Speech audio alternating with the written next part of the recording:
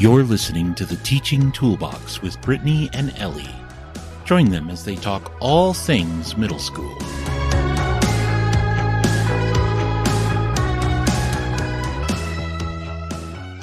Welcome back to the Teaching Toolbox podcast. I am Ellie, and I'm here today with Brittany. Hello, everybody. If you're our age, you might remember taking home ec, typing class, wood shop, and maybe auto mechanics in middle school or high school. And if you're quite a few years younger, you might wish you had had some of that training in school. Like I learned how to build and design a lamp in shop class, like making the graphic design for the outside and building the top and bottom and putting the light bulb in and the electric cord and everything. And in auto shop, I learned how to take apart a carburetor, clean it, and put it back together so the car would run. I never learned that, but I did learn how to follow a pattern in sewing class, the sewing part of home ec, and I made a stuffed animal. It was a seal. It was white and very cute. Oh, how adorable. And I burned a lasagna in the cooking portion of home ec class. I have never been a cook. Aw. In reality, those classes weren't just about teaching a kid how to bake a cake or be a good spouse or how to change a flat tire and take care of a car. It was a lot more than that. They were teaching us to find our place in life. Now that these diverse skill-building classes are largely out across the nation, it has become the responsibility of school-endorsed clubs to teach these skills and others and help students find their niche in life. Or kids are left to find their spot and their calling themselves. And that can be hard when you might be in a lower income situation and you don't have access to all the fancy tools like digital cameras, the 3D printers, woodworking tools, simulators, specialized cooking tools, ovens, and that kind of thing. But now we're seeing that even clubs are being axed, or people are refusing to step up and lead them. From some of our research, we found that in 2022-23 school year, only about 43% of schools offered after-school academic enrichment. And with over 118,000 schools in the United States, only about 50,500 have after-school programs. That's what that 43% means. So this is often just 1 or 2 hours a day for maybe 4 or 5 days a week. So why is it important to have these clubs? Besides just helping kids find their calling in life, which is a big piece of the puzzle, clubs also provide a safe outlet for kids after school, helping them to avoid some of the pitfalls of life. A Vox.com article that I found discusses the harmful relationships between trauma and adversity on youth development. But studies show caring relationships and safe environments can mitigate these neurological effects. And that's Maslow's hierarchy of needs in action right there. After-school programs are linked to positive outcomes, including higher grades, school attendance, and graduation rates. One study by the McDowell Group found that participating in after-school activities, like clubs, for at least 2 days per week was related to a lower likelihood of alcohol use, marijuana use, and skipping school. Other research by the National Center for Research on Evaluation, Standards, and Student Testing in June 2007 found that after-school programs were associated with a lower likelihood of juvenile crime, which makes sense since juvenile crime peaks between 2 and 6 p.m. Mm-hmm. California's history with publicly funded after-school programs stretches back 3 decades when youth advocates across 4 major cities, being Los Angeles, Sacramento, San Francisco, and San Diego, began pressuring state lawmakers to take action. This organization eventually culminated in a $50 million budget for after-school programming in 1997. And within 5 years, lawmakers had bumped their budget up to $122 million. Wow. Investments in after-school learning in California soared thanks to Proposition 49, a successful 2002 ballot measure sponsored and largely funded by Arnold Schwarzenegger, who later became their governor. Ultimately, that aid, coupled with more federal after-school funds, increased 7 times over the number of schools providing publicly subsidized expanded learning in California, serving more than 900,000 students annually. Then, in 2021, thanks to COVID money and an unexpected budget surplus, California lawmakers announced a $5 billion increase to their after-school spending. Wow. California spends more on after-school care than the other 49 states combined.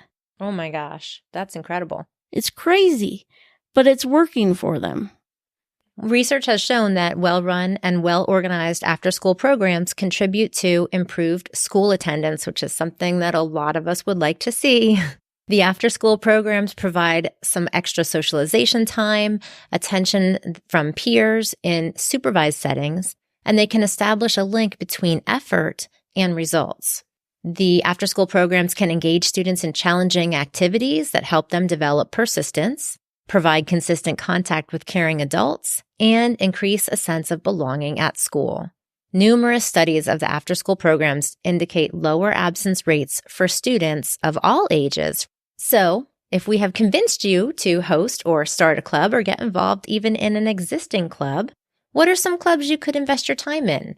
We have a whole bunch of ideas for you, like Digital photography club, art club, painting club, sewing or crochet club. model rocketry club. Oh, that sounds exciting. We could have gardening club. Service clubs. Were you in any type of service clubs when you were in school? I was in an honor society club that did service activities. Yeah, I was in Key Club, which did service activities. I remember going to our high school stadium the morning after the football games and walking around with the little things to poke up the trash, pick it up and put it in the bags. And then we would go to McDonald's for breakfast afterwards. Nice. But it was a great way to be, you're more involved in the community that way, helping to keep your environment and your community clean. And it was a great time for socialization. So service clubs are great. Yes. Chess club, you can actually compete then around the city and the kids can compete in tournaments. Mm-hmm. That's great. So any type of game club or just a generic game club. As we mentioned in a previous episode, there are a lot of kids who don't know how to even play board games or card games right now. So that would be a great thing to just gather and teach them. Singing club. I hosted a club for a year where kids just got together and sang clean versions of contemporary songs that they didn't get to sing in choir class. Well, that's cool. That's fun. You could have a digital design club. Kindness club. I offered this club after we had some issues with bullying, and the kids would come and spend their hour talking about how to prevent bullying. They'd make signs to put up around the school. They would talk about how to prevent bullying. They created and worked on a music video about kindness and empathy. It was a good time. That sounds awesome. You could have a yearbook club or even a school newspaper club. That might be a school paid position or a school class. I think yearbook club was usually a paid position, in our school. Extracurricular sports. Sports not offered by your school or sports offered, but those which have a higher demand than can be met by the competing teams. We had a running club at our school for quite a few years. It was especially, I think, for our 6th graders because they couldn't participate yet in the 7th and 8th grade sports, which were sanctioned, I guess. And so the 6th graders could do the running club and kind of prep for when they could do cross country. Nice. That's the great. Next grade levels. Yeah. Yeah. Did you have any particular sports clubs that you were involved in your schools as a supervisor?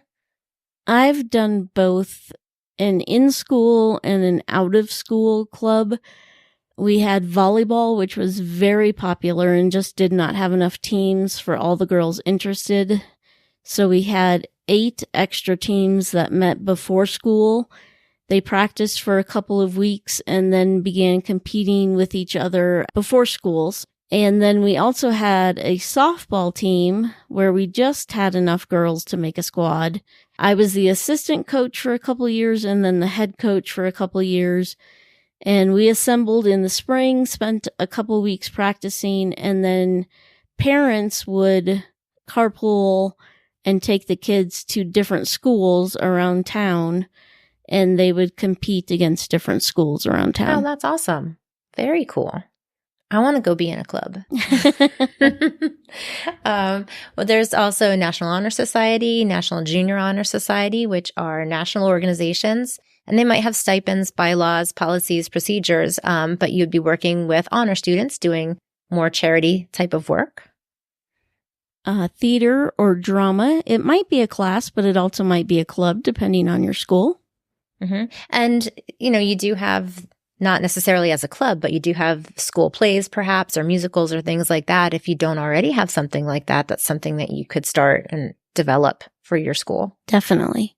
You could have academic clubs like Quiz Bowl, Mathletes, Poetry Club, Math Counts, Challenge 24, maybe a spelling club leading to a spelling bee, a geography club leading to a geography bee, and all kinds of academic clubs like that.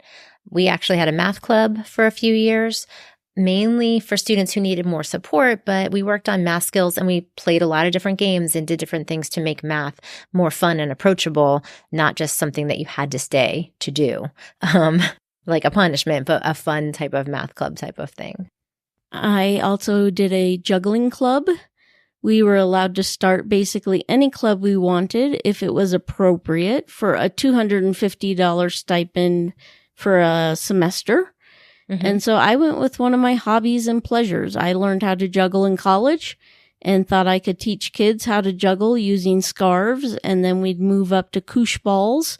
And I even had juggling pins, like bowling pins and hoops. And stuff. And I only had one kid make it that far, but it was a lot of fun. Did you have a lot of kids that liked to learn to juggle? I had about 12 that showed up on a regular basis. That's fun. I don't know how to juggle. I can teach you, Ellie. Okay, cool. We'll have our own club. So basically just find something that you enjoy and that you're passionate about, and then talk to your administrator. So if you want to help students find their identity, avoid issues with juvenile crime, and help students with participation, attendance, and a sense of belonging, then start a club and have some fun.